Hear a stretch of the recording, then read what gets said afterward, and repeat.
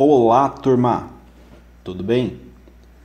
Turma, nessa primeira aula de aplicativos informatizados, eu vou trazer aspectos da evolução dos computadores, bem como criação, possíveis criadores aí, todo o aspecto construtivo vai ser o foco dessa primeira aula, tá?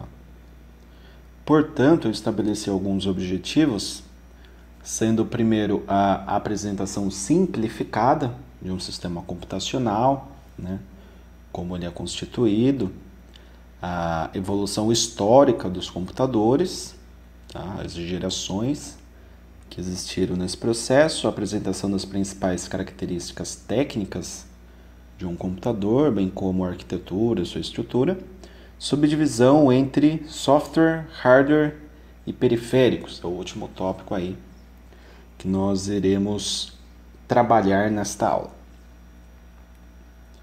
Então, passando um resumo sobre a evolução, né, do computador, temos que a palavra computador ela vem do verbo computar, né, que por sua vez significa calcular. Então, o computador é uma máquina de cálculos.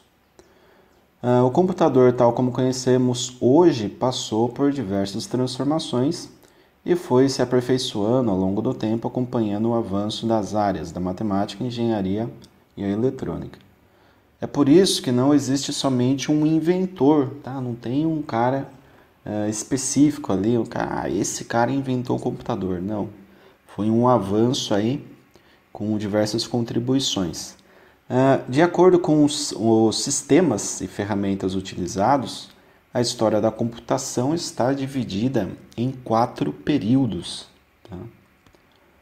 Professor, aqui não estão os 4 períodos, tem mais imagens? Sim, aqui é uma imagem que demonstra o aspecto físico, né? Olha o tamanho, aqui nós temos um operador, né? E a máquina computacional, que era imensa, né?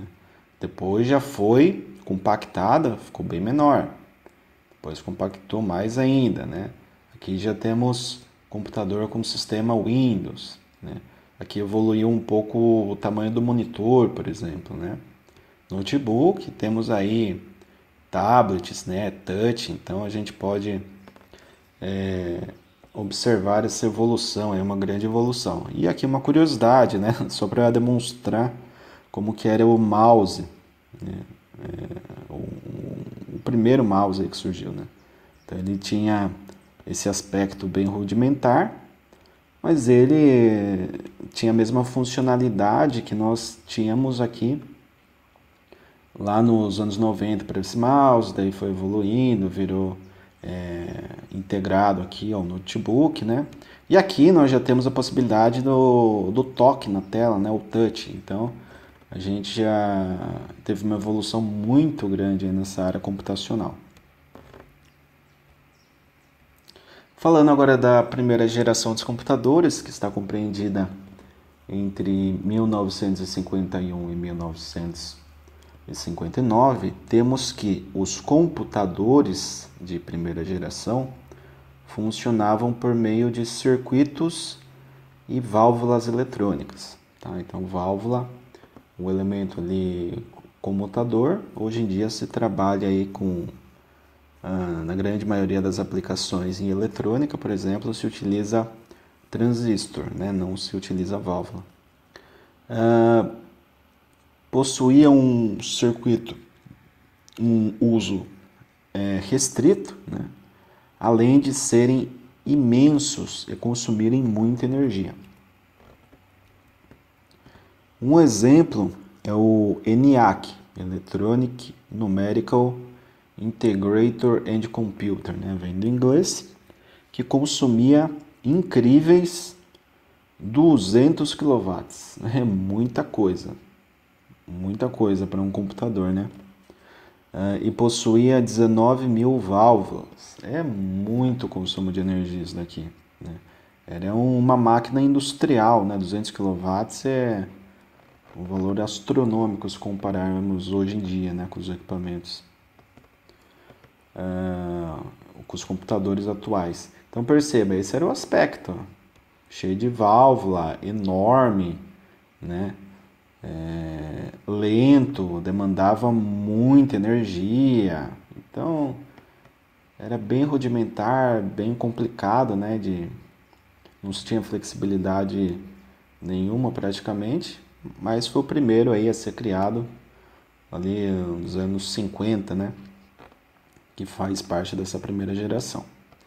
Na segunda geração, temos de 59 a 65. Nessa segunda geração, ainda com dimensões muito grandes, né, os computadores da segunda geração funcionavam por meio de transistores, tá? Os quais substituíram as válvulas, conforme eu citei anteriormente, né? Que eram maiores e mais lentas. Então, o transistor, além de ser menor, mais compacto, ele tinha um acionamento mais rápido, né, mais veloz. Nesse período já começavam a se espalhar o uso comercial, então já se começava a comercializar aí os computadores, que no passado era muito mais restrito, né? Perceba, já houve aqui uma evolução, né? Não é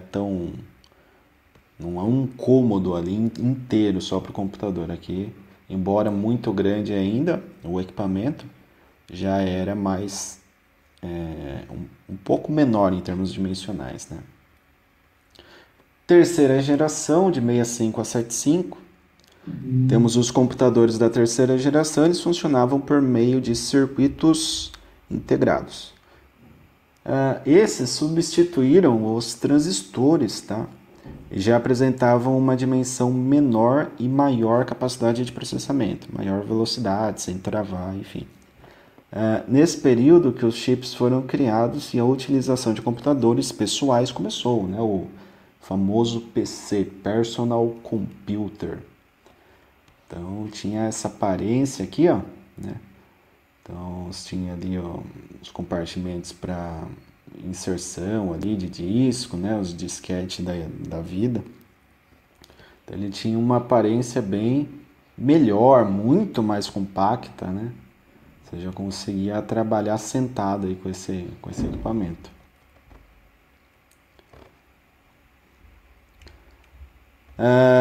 Aqui falando da quarta geração, né? Tá errado aqui o título, mas quarta geração. Com o desenvolvimento da tecnologia da informação, os computadores diminuem de tamanho e aumentam a velocidade, né? A capacidade de processamento de dados. São incluídos os microprocessadores com gasto cada vez menor de energia e nesse período, mais precisamente a partir da década de 90, há uma grande expansão dos computadores pessoais. Tá? Então, o computador pessoal tinha essa aparência aqui, esse aspecto, tá certo? Falando agora da evolução até os dias atuais,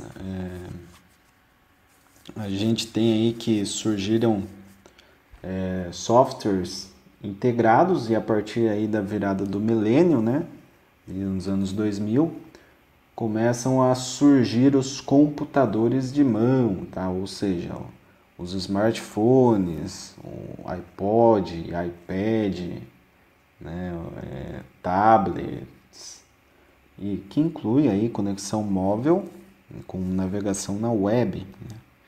Então, essa imagem aqui é bem emblemática, ó, perceba o tamanho do computador nos anos 60. Redução já foi uma evolução bem drástica, né?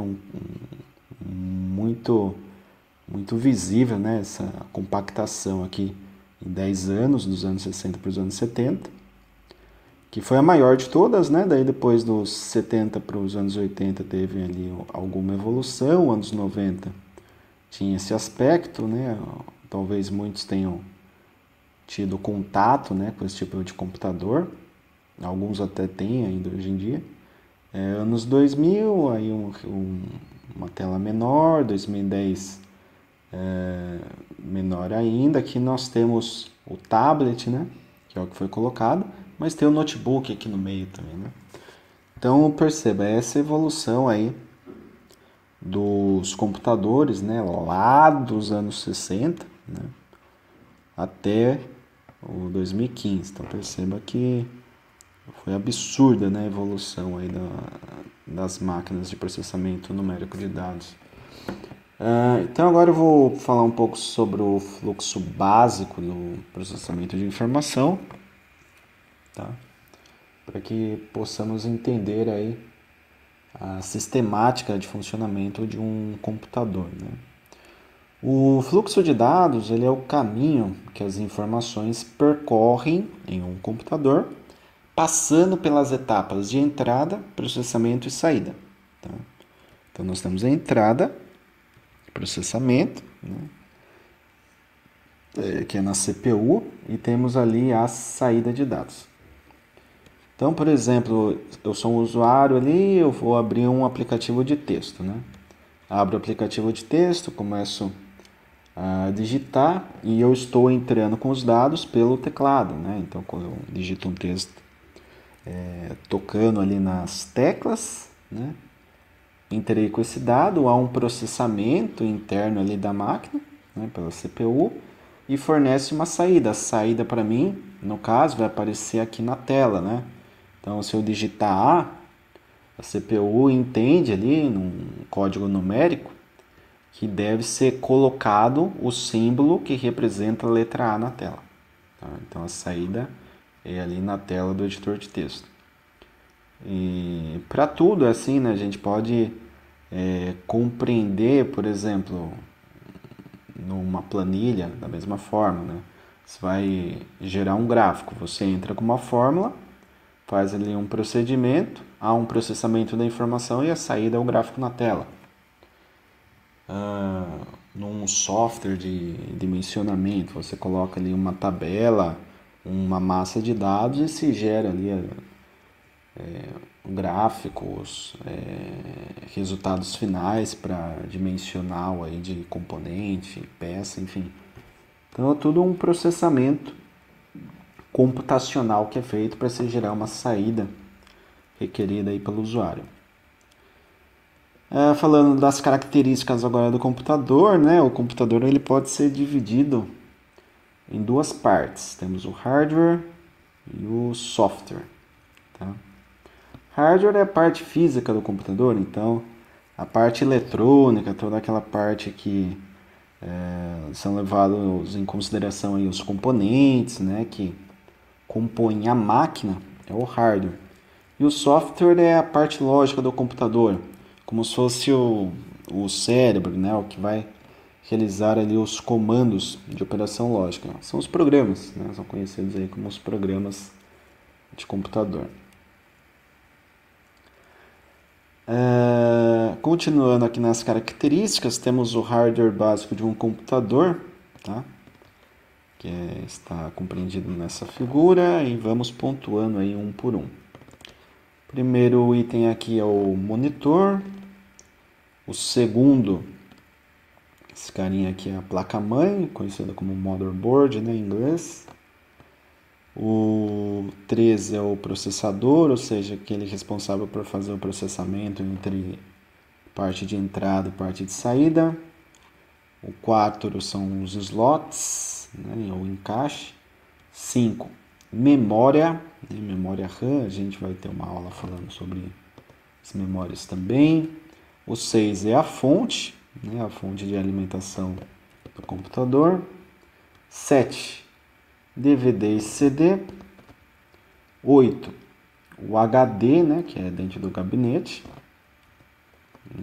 hard disk em inglês. 9, o mouse, né. O 10 aí o teclado, conhecido como keyboard também em inglês. Então as partes aí principais de um PC, um personal computer, né, computador de uso pessoal. Coloquei aqui essa imagem porque ela é muito mais representativa, o que muitos já conheceram aí, né, do passado. Hoje em dia se trabalha mais com notebook, mas tem muitos lugares, empresas aí que trabalham com um PC, tá certo? Falando aí sobre as características do computador ainda, nós temos os dispositivos externos ao gabinete, tá? Que são conectados à placa-mãe, como o mouse, teclado, scanner, impressora, né, por exemplo. São tidos como periféricos, tá? Então, tudo que é conectado é externo ao computador, né, que não é o básico para que ele funcione, são denominados periféricos. Legal? E os periféricos, eles podem ser classificados como entrada ou saída, né? Ou ainda, tem uma possibilidade de ser um periférico ser entrada e saída, tá? Então, entrada, nós temos aí o mouse, né? O mouse, poxa, eu estou entrando com movimento, o mouse está aparecendo na tela. Teclado, eu digito alguma coisa, né? Então, eu estou entrando com dado, né, via o keyboard, né, o teclado. E o scanner, né, que você pega, por exemplo, um documento e entra com esse dado, né, através aí de um PDF, por exemplo, para o computador. Saída, impressora e caixa de som, né, bem clássico. A caixa de som você tem uma música lá, MP3, 2 cliques, e esse arquivo ele se transforma em som. Então ele sai da sua máquina no formato de som, formato sonoro. E a impressora, que é o inverso aqui do scanner, né? Você tem um PDF, por exemplo, e que é um documento físico, que é um papel ali, né? Dependendo, tem que assinar e tal.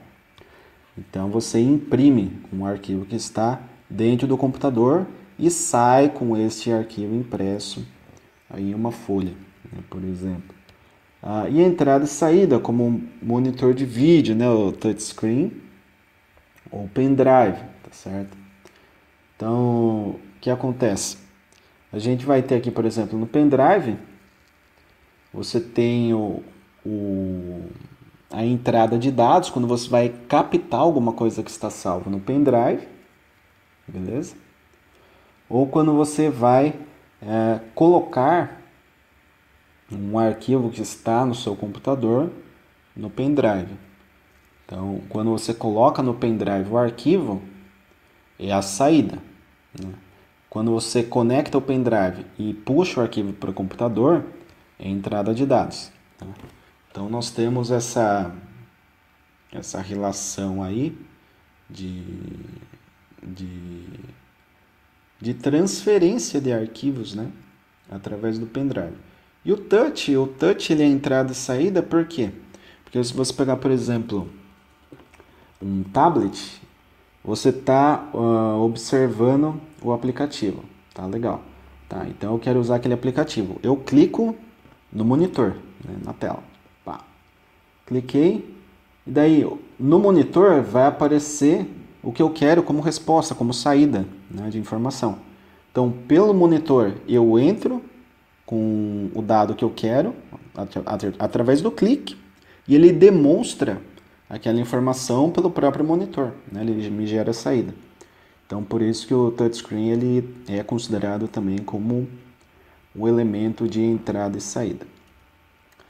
Beleza, turma? Então, a aula de hoje é isso. Espero que tenha ficado claro aí os conceitos, essas informações iniciais. E qualquer coisa eu estarei ali disponível no chat, né, durante o horário da aula, reunião de dúvidas. E a lista de exercício também vai ter uma lista aí que eu vou disponibilizar para vocês. Qualquer pergunta eu estarei disponível, certo? Durante aí o horário de aula.